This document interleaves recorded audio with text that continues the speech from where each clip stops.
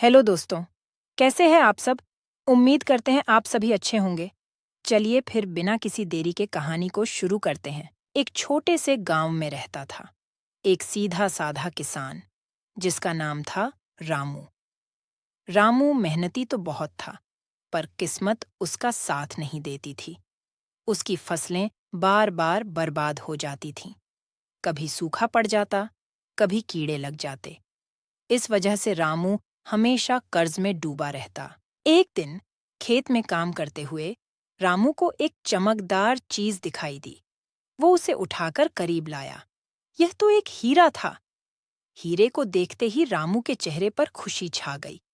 तब रामू सोचने लगा, अब उसकी सारी परेशानियां दूर हो जाएंगी। वो हीरे को बेचकर कर्ज चुका देगा और सुखी जीवन बिताएगा। रामू खुशी खुशी हीरे को लेकर गांव के सबसे बड़े व्यापारी सेठ धनीराम के पास पहुंचा। सेठ धनीराम हीरे को देखते ही लालच में आ गया। उसने रामू को हीरे के असली दाम बताने की बजाय उसे कुछ ही सिक्के थमा दिए। रामू को हीरे की असलियत नहीं पता थी, इसलिए उसने सेठ धनीराम की बात मान ली और सिक्के लेकर वापस अपने घर की तरफ चल दिया। रास्ते में उसे एक बूढ़ा साधु मिला। साधु ने रामू को इतना उदास देखकर पूछा। बेटा क्या हुआ? तुम्हारा चेहरा इतना परेशान क्यों दिख रहा है? रामू ने साधु को सारी कहानी बता दी। साधु रामू की कहानी सुनकर हंस पड़ा। उसने रामू को समझाया। बेटा तुम बहुत बड़े बेवकूफ हो। तुमने एक अनमोल हीरा कुछ सिक्कों के बदले बेच दिया। रामू को ये सुनकर बड़ा गुस्सा आया। उसने कहा। बाबा, आप गलत कह रहे हैं। सेठ धनीराम ने हीरे की असली कीमत दी है। साधु मुस्कुराया और बोला। अच्छा, अगर ऐसा है तो चलो सेठ धनीराम के पास वापस चलते हैं। मैं तुम्हें हीरे की असली कीमत दिलवा दूंगा। रामू मान गया और वो दोनों सेठ धनीराम की दुकान पर पहुंच गए। साधु ने सेठ धनीराम को देखते ही जोर से आवाज लगाई। सेठ जी, ये हीरा देखिए, कितना चमक रहा है। सेठ धनीराम ने हीरा देखा और चौंक गया। वो समझ गया कि साधु को रामू के हीरे के बारे में पता चल गया है। साधु ने फिर से कहा। इस हीरे की असली कीमत तो लाखों में होगी। आपने इस गरीब किसान को कुछ ही सिक्के दिए, ये तो बहुत बड़ा अन्याय है। सेठ धनीराम घबरा गया। उसे लगा कि अगर ये बात गांव में फैल गई तो उसकी इज्जत खराब हो जाएगी। वो रामू के पास गया और बोला।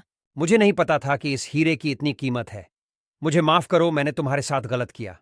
लो, ये हीरा वापस लो और इसकी असली कीमत ले लो। रामू खुशी से झूम उठा। उसने हीरा वापस लिया और साधु से आशीर्वाद लेकर घर की तरफ चल दिया। रास्ते में उसे ये सोचकर थोड़ी चिंता हुई कि आखिर वो साधु कौन था और उसने उसकी मदद क्यों की। लेकिन खुशी इतनी ज्यादा थी कि उसने जल्दी ही ये सोच विचार छोड़ दिया। घर पहुंचकर रामू ने हीरा कहीं और बेचा और अपना कर्ज चुका दिए। अब उसके पास खाने पीने और खेती के लिए भी पैसे बच गए। परंतु रामू ने मेहनत करना जारी रखा और धीरे धीरे वो गांव का सबसे सफल किसान बन गया।